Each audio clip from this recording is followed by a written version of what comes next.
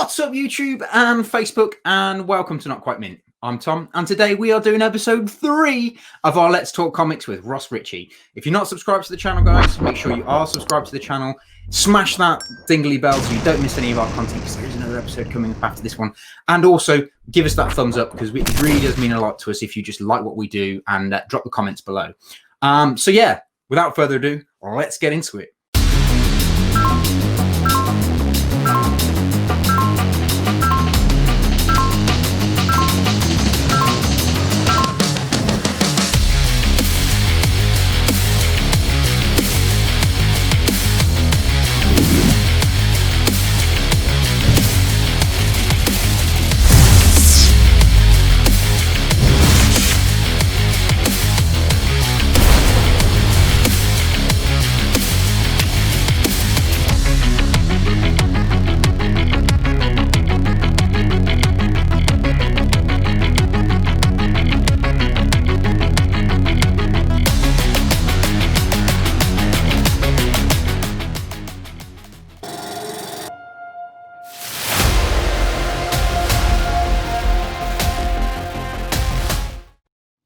Have you still got some of those? Have you still got some of those books that you've kept all the way through as well from that story just there, like your Green Lanterns and stuff?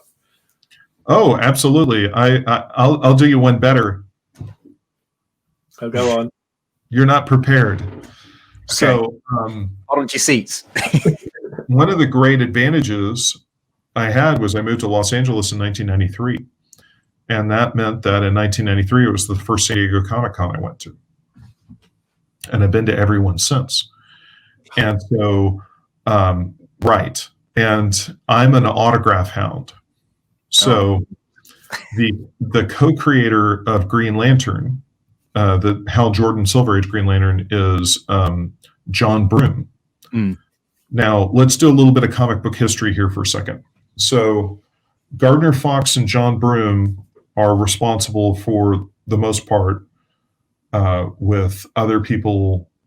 I'm trying to think about some of the other writers that are responsible, but let's just go with Gardner Fox and John Broom for right now, are responsible really for the 1957 Silver Age superhero resurgence. And what happened then, within 10 years of working at DC, was that Gardner Fox and John Broom. Now, Broom was a beatnik, so he was a 1950s, sort of like that whole. He was the precursor to what a hippie becomes. Oh yeah. Okay. Like very nomadic and kind of free spirited. Yeah. I mean, I could be wrong, but my understanding was he was growing his own weed. That's amazing. In the 50s. Again, I could be wrong, but basically. 10 years into the superhero boom, which really kind of creates all the stuff that is what we're talking about, the Broom and Gardner Fox start talking about maybe creating a guild for comic book talent so that the page rates could be consistent and that they could have some collective bargaining power. And during this time period is the first inflection of what goes on to become the people that grew up reading comics that aspired to break in and write comics. Mm. And so it's kind of Roy Thomas and Denny O'Neil, and it's definitely Marv Wolfman and Len Wein. And later becomes Paul Levitz. So it's that crew of creators. And what DC Comics did was they just fired Gardner Fox and John Broom and replaced them with these new kids. And so John Broom leaves comics and he goes to Asia. And my understanding was he ended up in Japan teaching English. And he had never been to a comic book convention. And then San Diego got him to come to San Diego, I think in 2003 or 2004. And I looked at that list and I said, oh my God, John Broom. I mean, Gardner Fox had passed away. And here's John Broom. And I've never seen him at a convention. And so I took those Silver Age Green Lanterns and had John Broom sign every one. That's amazing. And John Broom never went to another convention and died 2 years later. Oh, wow. That's sad, but also amazing. Yeah. Yeah. And I worked at Malibu. Gil Kane, the co-creator of Hal Jordan, Silver Age Green Lantern, worked at Malibu. So they're all signed by Gil. And oh Lord, I'm trying to think of the inker. They're signed by the inker as well. So I've got a set of tattered Who's Who in the DC Universe comics that I've been carrying around with me since 1986. And they've been signed, by Jack Kirby and George Perez, and, they have like 15 signatures on every issue. What a beautiful thing to own. What's that? I said, what a beautiful thing to own. That's amazing. Yeah, it's a hell of a emotional, those books are so beaten up from being carried around, I don't know that they're ever worth anything, but it's just it's pretty neat to have, one single thing that's signed by Jack Kirby and Joe Kubert and Gil Kane. Yeah, it's just amazing. And to know that it's personal to you as well. I mean, what was it like? Because I've been to a couple of the San Diego Comic Cons. I've been really lucky enough to go to those, but it's about, I think it was between 2009 till about 2011. So a while ago, years ago. And I loved it, but it was massive. So going back to 1993, I think you said, what was, I mean, that lovely Harbourfront Convention Centre. Yeah. What was it? It wasn't the same place, was it? That back on day one. No, it was the same place. Absolutely. Here's what San Diego Comic Con is like in 1995. Yeah. You're walking around and you're like, Neil Gaiman's line has 15 people. That's too long. I'm not going to wait. That's what it's like. You're like, I'll come back after lunch when it'll be 5 people, because I only really want to wait 10 minutes for Neil Gaiman. I don't want to wait 30 minutes. I think I stood in a queue for Neil Gaiman at Nice Comic Con for about an hour. Yeah. So it was an embarrassment of riches, and it was a staggering, the Southern California convention scene was like Dave Stevens, the creator of The Rocketeer, who's like one of the most celebrated artists of his generation. He was like at every single show. Like, you got to the point where every single thing that Dave Stevens ever did, I have autographed by Dave Stevens, and like Dave Stevens. So it's just an unreal amount of, and with the UK creators, everybody got flown out, through the years that was famous, and the people that weren't, I'll give you this little tidbit. Do you know why San Diego Comic Con turned out to be the convention amongst all the conventions?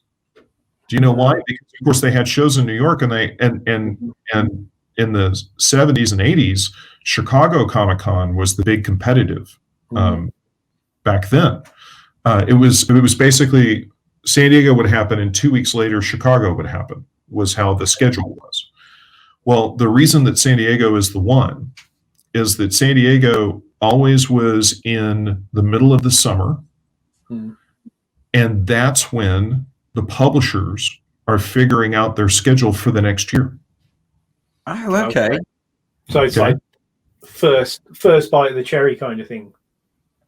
So if you are a creator and you are looking for your next gig, or you're gainfully employed now, but you're concerned about continuing to catch everybody's fancy and be, on the radar, you go to San Diego. You got a choice. Usually back then you had a choice. Well, do you want to go to Chicago in the summer, or do you want to go to sunny San Diego? And the answer is you want to go to sunny San Diego. Yeah.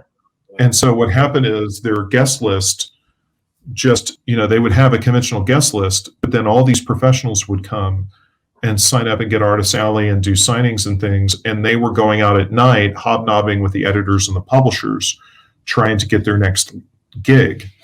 And so that then created this fan base where people were flocking to that show. And Chicago did well for years, but that's a different story. Yeah, I think you're right. I mean, as I say, the years that I went there, me and my brother, we obviously did the whole, like whatever 4 days, and then obviously the preview night on the Wednesday. But then I think a lot of people don't realize that whole like that party atmosphere. Like you cross over the road and you're in the Gaslight Quarter of San Diego with all the bars and the clubs, and it's such a it is like a festival, isn't it? I've always had an amazing time when I've been there, but but when you're showing up in 2009, like what I'm talking about is like the bedrock that gets built in the 80s, leads it to get momentum in the 90s, and the things that tip. So the things that tip are Blade gets made in the 90s, and the Hollywood is not paying any attention to Blade. Hollywood doesn't care about Blade. Okay, that movie got made under the radar by Mike DeLuca, where Steve Norrington was looking at Hong Kong action cinema, and he was importing that sense of action into Blade and that sensibility. Okay, and then The Matrix happens. And Hollywood is blown away by The Matrix. Okay. And every single Hollywood meeting it's this plus The Matrix, that plus The Matrix. It's your cat and The Matrix. Okay. And then the X-Men gets made. And if you remember that first X-Men movie, they're in black leather like The Matrix. Yeah. Okay. And they basically tried to Matrix the X-Men as much as they could to try to be like, as they're making the film at Fox, they're like, well, it's a lot like The Matrix, which is why you want to do it. Yeah. And then wham, X-Men gets made. It's a hit. They're going to sequels. And the thing about that first X-Men movie, that this is so inside baseball, they had huge production problems. And so the word in LA was that first X-Men movie was a disaster. Okay. And so everyone was shocked when it was a hit. So that had a huge impact because everyone had just decided it's based on this weird cartoon. It's a comic book that nobody reads. Like, it was a production nightmare. It was just a disaster. Like, they'll make a couple bucks and they'll move on. Okay. And so that turns into a huge hit that blows everybody away. Okay. And then Sam Raimi's Spider-Man comes out. And the thing about Raimi was, in Los Angeles, he was seen as a cult horror filmmaker from Evil Dead. And so he has a bunch of people that really like his stuff as professionals, agents and executives and things, but nobody thinks that he can do broadly appealing film. And so, they think his tastes are very specific, right? Like Army of Darkness was not a hit when it came out. And so then here comes Spider-Man. And, so you're going to have the Green Goblin looks like kind of a Power Rangers, he's got a full face mask and nothing moves, right? And you're putting this kid in the pajamas and he's hopping around and then it works. So Blade paves the way, The Matrix paves the way, X-Men, Spider-Man happens, and then Hollywood shows up at San Diego. That's amazing. That is amazing. And then that creates the world you see in 2009, which it's a total, you're inside of a pinball machine. It's just crazy. I mean, I've been to, obviously they picked up on the whole Comic Con in the UK, obviously around about that sort of time. But before that, they again were kind of quite low. They were the same thing, but they were just like low key kind of like memorabilia film kind of based things. And then, as you say, that sort of transcendence that they had, sort of 10, 11, 12 years ago really sort of then influenced, and then all of our sort of, comic conventions all turned into these Comic Cons, didn't they, Tom? And everybody had Comic Con on, and it was sort of, it's so interesting hearing that grassroots of what it was really like. I think that's really interesting for me anyway. It's amazing because we ours were all like collectors marts sort of things. Like you just go and kind of pick up whatever you can, whether it be toys, action figures, Transformers, which is what I went for, comics, movie memorabilia. Whereas now it's all like a little bit more like widespread. Like you've got loads of stuff there, and comics are more acceptable in that now, if you like. Oh, I don't think they're acceptable. I think they're cool. Yeah. Yeah, they are. True, yeah. The first convention I ever went to in San Antonio in 1982, they had a mall, and they set up this convention in the middle of the mall. This was before we had kiosks. And I know I'm talking to Europeans, and kiosks are sort of like ingrained in your culture in a way that we didn't have in the States. Yeah. And so you had this big empty mall, and they set up in the middle of it this convention. And my mom was shoe shopping, and she said, "Oh, look, they're selling comics. Why don't you check it out?" And she came back like an hour later, and she said, "You're at the same table that I dropped you off at." And I said, "What?" And she said, "Look." And I still remember looking down the whole mall, and it was comics all the way down the mall. Like, I thought the table I was at that had these comics was the most comics I'd ever seen in my life. Yeah. So, the notion that there was like 20 of these booths was like, I just couldn't comprehend it. And he was like, "Well, we got to leave in 10 minutes. So, whatever." Yeah. What do you want? Yeah. I mean, it didn't matter. I didn't have any money anyway. So, Yeah. So she didn't come back to you, bought the whole shop, like. Well, maybe my deprivation of not having any money and seeing all these comics accounts for why I have ended up with such a ridiculous collection. Yeah. I mean, I collect. One of my other collections is like American sports cards, so I do get that concept that I'd look it up in as it was like the Beckett magazine as soon as I landed in when I was on holiday over in America, look it up and see if there are any local card shows, and half of those used to be in Mal's, going back, when I first started like 15-20 years ago. It was sort of so I do get that whole concept, and it's bizarre that, like you say, you've got all those kiosks lined up in the middle of a shopping centre. It's just bizarre, but very American, very authentic. I like, happy memories. Yeah, but nowadays, it's like back then you had to put comics where people were going to go. And nowadays you just put comics somewhere and people come to it. Yeah. So it's a draw, right? Yeah. And so that's a huge change. That's amazing. That is. I love it. All right, Tom, what other questions do you have? Bring it on. Okay. Well, I was going to ask you, if you were a comic book character, what would your character be like?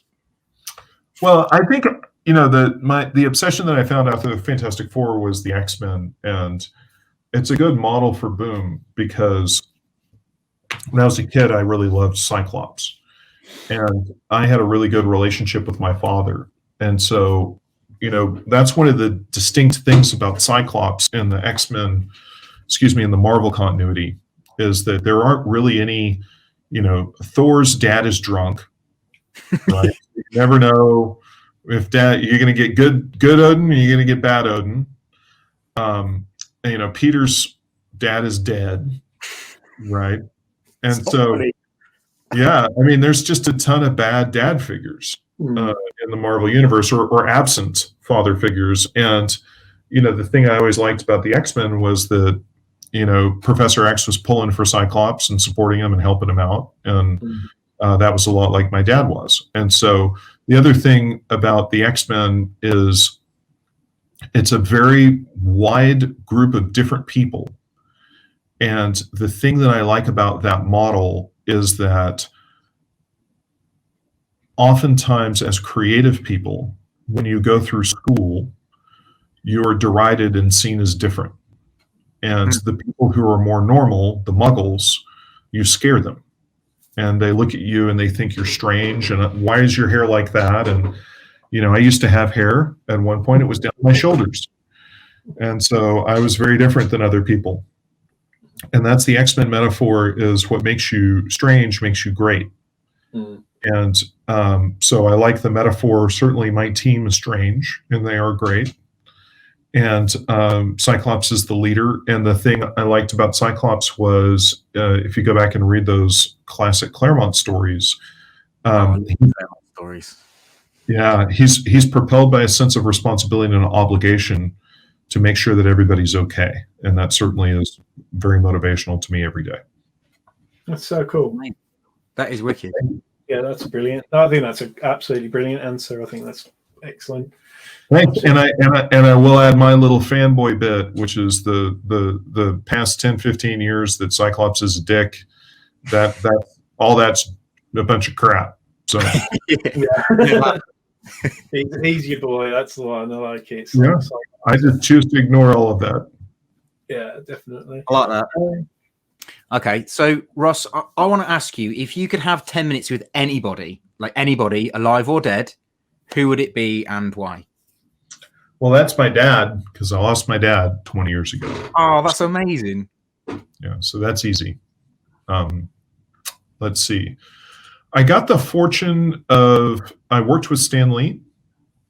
And so that was amazing and a tremendous experience. And I also got to meet Jack Kirby about 4 times. And that was a great experience. I certainly didn't have a relationship with Jack much at all. I developed a relationship with Stan. I'll tell you a fun Stan story. Yeah, go for it. Go for it. So, I know that there's a lot of conversation amongst fans of Stan and Jack about who did what. And I think both perspectives are valid.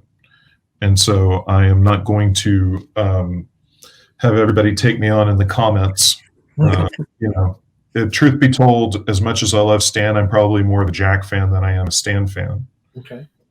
But if you underestimate Stan's creativity, I've got a good story for you. So I was publishing 3 Stan series about, I think this is in 2010 or 2012, thereabouts.